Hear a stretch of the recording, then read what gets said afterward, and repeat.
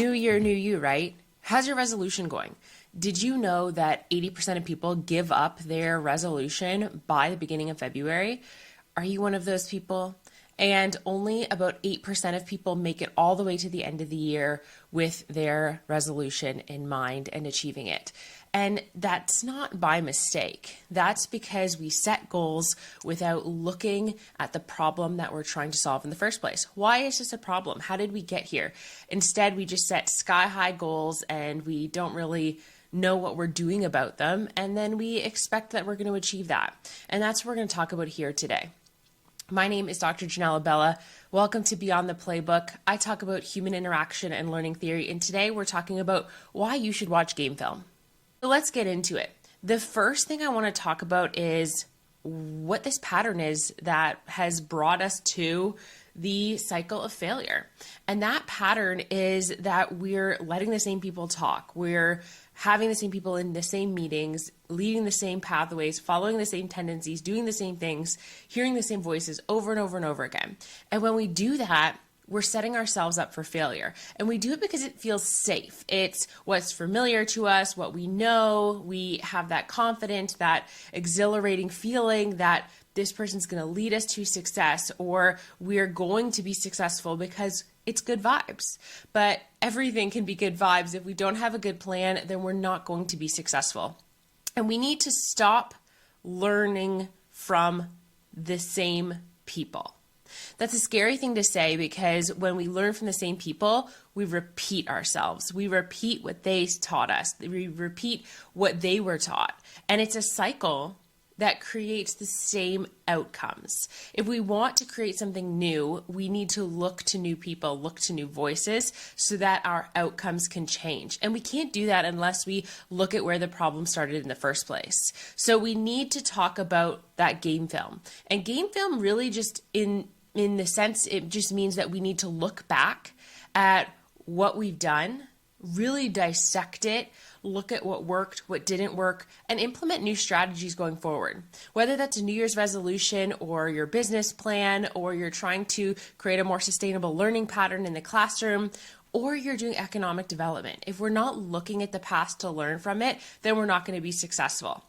And that really goes to the idea of history repeating itself. We're seeing that a lot in society where we see the same problems happening over and over again, and we're not giving consideration to where this problem came from, how it is put into action, and then what we can do to either intervene or to have an opportunity to revise the outcome. So I want to talk about game film and like the essence of the idea and what it's about for those of you who aren't familiar. Essentially, we're switching from voice to this voice to voice. So in our society and in a lot of our spaces, voice is really important now. We're having a lot of conversations about voice and who's represented. But we really need to consider whose voice, because it's always this voice, this voice, this voice. And this voice may not be the most effective in all situations. So talking about how game film works, essentially any team that wants to be successful is watching the game back. They're watching practice film. They're watching the team they're about to play another team. They want to study the wins and the losses because you're looking at performance, you're looking at patterns, and it's not about placing blame. It's about understanding the system, understanding the cycle, understanding reaction, understanding what works and what doesn't work. And it works so well in sports. So it makes me wonder, why aren't we doing this elsewhere? Why aren't we integrating playbooks and the idea of looking at different failures and successes and dissecting the wins and the losses and how you're enacting change or what you're doing at that micro scale? In your classrooms, in your workplaces, and even in a business system, if you're looking at economic development, we don't do a ton of micro assessments where we're looking at the individual initiative, whether it's a economic development initiative or a business plan or one piece of a business plan, or if we're looking at a lesson in a classroom. And that's what I want to break down with you today. So I want to start by talking about the classroom, and I want to talk about whose knowledge counts and whose doesn't. And this is really important right now as we're moving into Black History Month and then Women's History Month, and really just the idea of education in general and who's being taught what information. So looking at the idea of curriculum from my time in the classroom, curriculum is something that often reflects the same histories. It has the same narrative, the same key authors, and it doesn't matter who it is. It's that it's the same thing. If you think about what you read in high school, whether it was Romeo and Juliet, To Kill a Mockingbird, Animal Farm, 1987, a lot of people read the same books.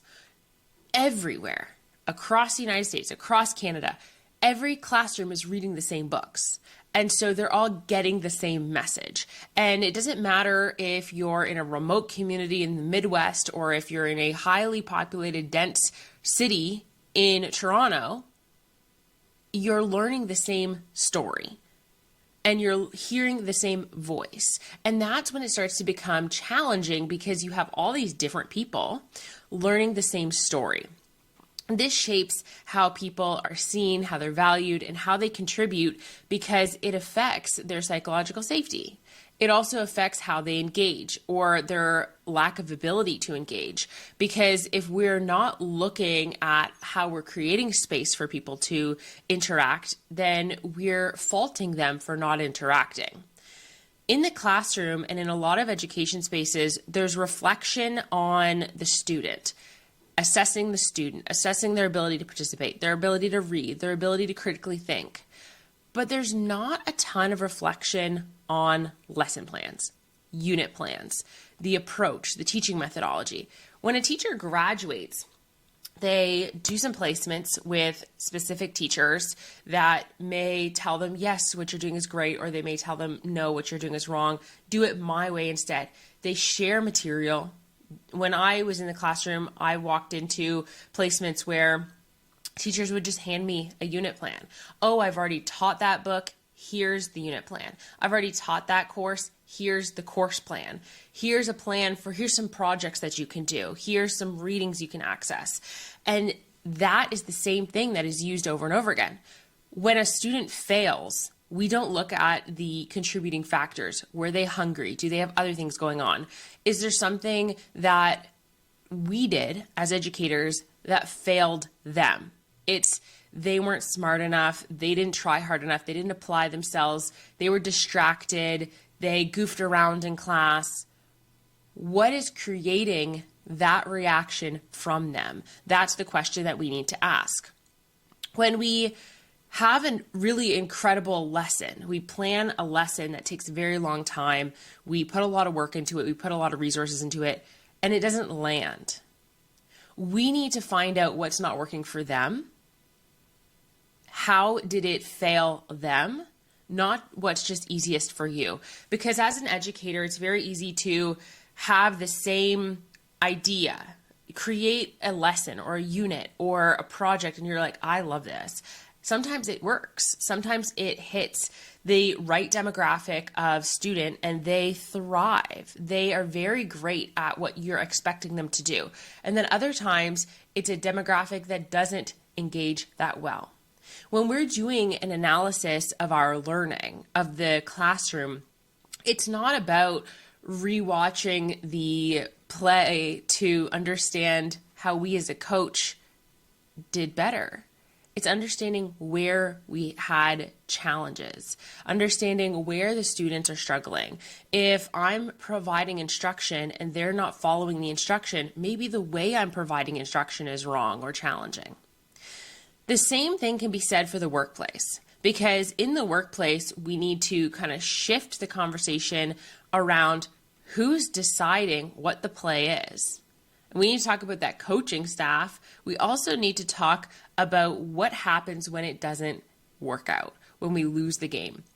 The same consistent message happens for the classroom as the workplace. Is when there's a failure, it's often the individual that is receiving the instruction that fails, that's that fault. So the student is at fault in the classroom. In the workplace, it's the employee because they're not achieving what was expected of them.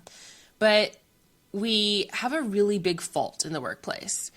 Leadership is seen as a title and not as a skill. And we're not asking people that are in various positions to uphold leadership skills. And when leadership is synonymous with management, there's no accountability to maintain leadership qualities. Because people are just in that position. Leadership said so. Leadership's doing this. Leadership did that. Leadership says this. We're not having shared leadership skill. And that means that we're ignoring insight. We're ignoring opportunities to hear from other people, to learn from other people, and what they could be sharing that could be better insight for our spaces. So we need to look more deeply at our systems and our processes and the potential for innovation. And to do that, you need to incorporate people from all angles. So when you have this hierarchy in the workplace, you have your frontline staff, you have your middle management, you have your upper management, you have your senior leadership. And a lot of times information passes down to that front line. The innovation passes down to that front line. The opportunity passes down to that front line. And we need to shift that. It needs to be linear. We need to be on the equal playing field. It needs to have, here's a problem. Let's talk to everyone about how we can solve it. Let's talk to everyone about why our systems work or why they don't work. I want to give you an example of how this plays out in the workplace. When we talk about root cause action, we're looking at what the root of the problem really is. That is something that a lot of times we don't do in the workplace because we're looking at the surface level, or we're looking at what we're understanding as the reason for implementation not happening. So let's talk about women in manufacturing or women in trades or any male-dominated field. We look at the gap or the reasoning of why women aren't going into these spaces because XYZ. We're assuming.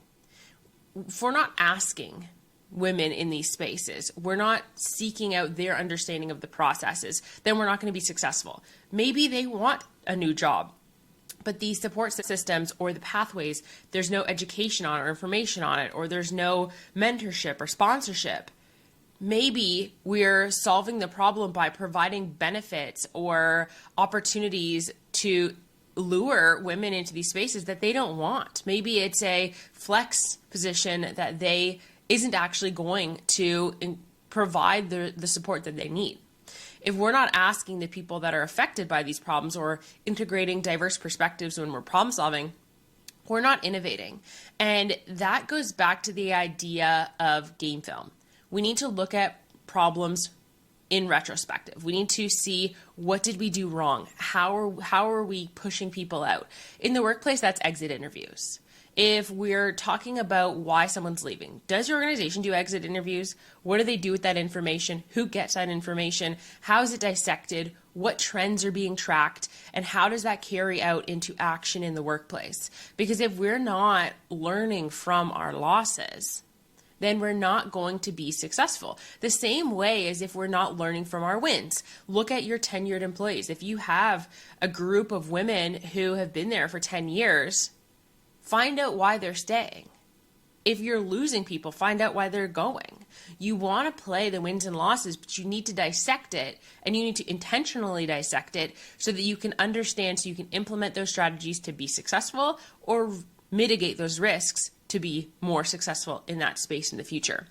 If you're not doing that, then your workplace is not looking at these problems in a micro level, which means that your solutions aren't going to be micro. They're going to become macro when you're looking at it as a major organizational issue. Whether you have major labor shortages, you have increased risk of injury, you have a major incident. If you're not looking back and learning from the past, you're going to repeat it. You can hire as many people as you want. If you're not learning about why people are leaving, then you're wasting money hiring more people in the first place. The last section I want to talk to you about is economic development. Economic development, I think, goes hand in hand with workplace development. It's also really important right now for regional development, for labor shortages, and really growth of communities.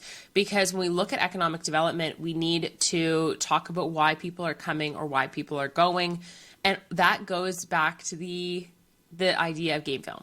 What is the pattern? What is the signal? What are we learning from why people are coming, why people are going? Even if they're going to another community, look at that community. What is that community doing that is increasing the pull?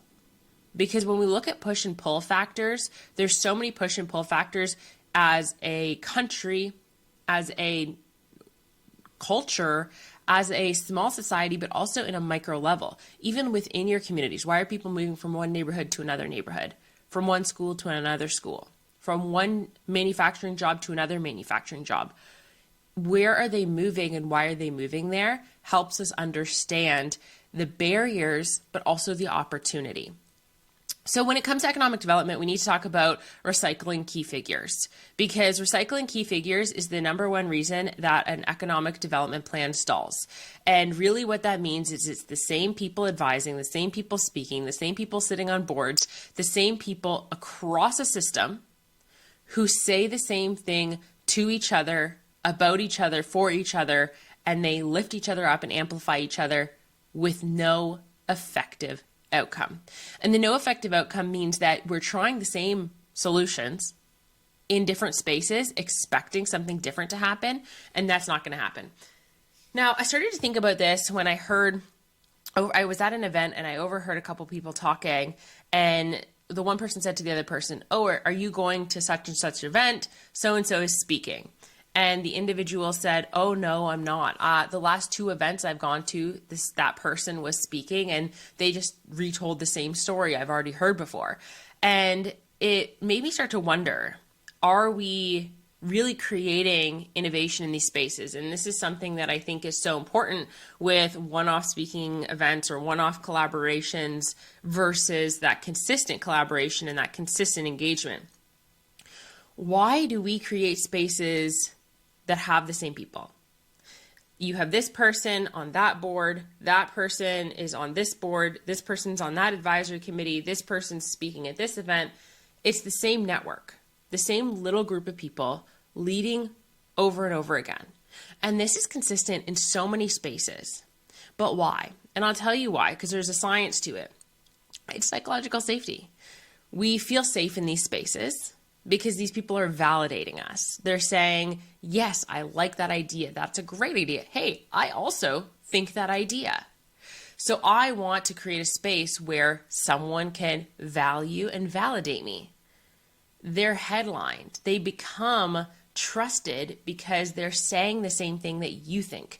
And so if I want to make change, and this is the way I want to make change, I'm going to invite people in to the space that are going to tell me that what I'm doing and how I'm doing it is the best way to do it. But is it the best way to do it? Probably not, because we're creating in-group bias or affinity bias or confirmation bias, because it's a space now that has the same people saying the same thing. But is what they're saying important? Is what they're saying innovative? Is what they're saying going to take you to the next level? Or are they just going to give you that confirmation that you need? Here's the big aha. You're in an echo chamber. When we're in echo chambers, it's this self-perpetuating cycle of affirmation. It's really great for the ego, but it's terrible for real life change. It's terrible to take organizations, take communities, take classrooms to the next level, because when we're asking new people to come in, we're creating a space for people to tell us that we're wrong, that what we're doing is not most effective. What we're doing could harm someone. What we're doing is unsafe, or what we're doing is actually putting us back a few steps. When we create echo chambers in our spaces, it's like a real life social media algorithm. We're creating a space to be validated. We're creating a space to be celebrated, and we're only seeing what we want to see. The same thing is when we give an award to someone in our space. That person gets an award, that validates them. That validation then comes back to say, look, I'm doing what they're doing, so I must be right. And then we cycle that over and over again. The problem with this is we create an idea of what is right in our homogenous groups. And that homogenous group can be in various sectors, whether it's education, healthcare, economic development. It could be in your business development. It could be in your tourism plan. When we're doing this, we fault the other person. In the classroom, we fault the student. In the workplace, we fault the employee. In economic development, we fault the individuals or the systems who are not aligning with our approach. It's not the approach that's taken or the people that are leading into the change. It's everyone else, because there's this echo chamber of validation that says so. We need to talk about how we want to create growth, but that growth has to happen in uncomfortable spaces, and you have to intentionally seek out those uncomfortable spaces. You have to shift to a network as priority model. A network as priority model means that we're revisioning economic development, workplace development, classroom development as human development, because economy, innovation, and learning are driven by social investment, by the individual's value in this space, seeing them, hearing them, valuing them. If we're looking at what we should do for people without incorporating people, then we're setting ourselves up for a trial and error model. We're setting ourselves up for a model that repeats history. If we keep doing things for people without people, we are going to continue to fail. If we're not watching game film and we're looking at that long, clear history of evidence of what works, what doesn't work, why it doesn't work, then we're just going to be doing the same thing over and over again. This is an opportunity for you to think about the past, to think about where you could be replaying the same strategies, whether that's your New Year's resolution or a major workplace innovation, or you're looking at contributing to a community development project. If we're not thinking about what we've done, what's failing, what's succeeding, and really looking at those micro skills and those micro changes and those micro collaborations, then we're doomed to repeat history over and over again. I want you to think about progress.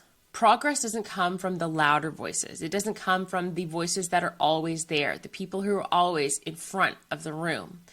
It comes from listening. When we listen to other people and we give other people the opportunity to share, the space to share, the encouragement to share, then we're creating a space to hear all of the stuff that we're being too loud to know. I want you to think about this as a mindset shift from who's in charge to who's being heard. Because when we talk about inclusion, it's not about creating intentional moments for inclusion. It's about shifting our mindset to always be inclusive. And the same thing is happening here. Hearing doesn't mean that you're giving someone the full rights to make changes. Hearing someone means that they're valued, they're validated and acknowledged to contribute, and then that consideration is a part of the path moving forward. If you're not acknowledging people and giving them the space to contribute, then that history will repeat itself and we will cycle and we will stay stagnant and we will not be innovative and grow. I encourage you to take some time, think about where you're going. Who's helping you get there, and if that path is the same trial and error path that you've taken before. Thank you so much for joining me this week on Beyond the Playbook. I'm very excited to say that the Signals and Patterns, our monthly, is out for January, and the second month is coming out in just a week, I think, next week. And also the quarterly is coming out, the learning season, which is a more extended application of learning for your spaces. All of those resources can be found at diversesolutions.ca. Thank you so much, and go out there and change your algorithm.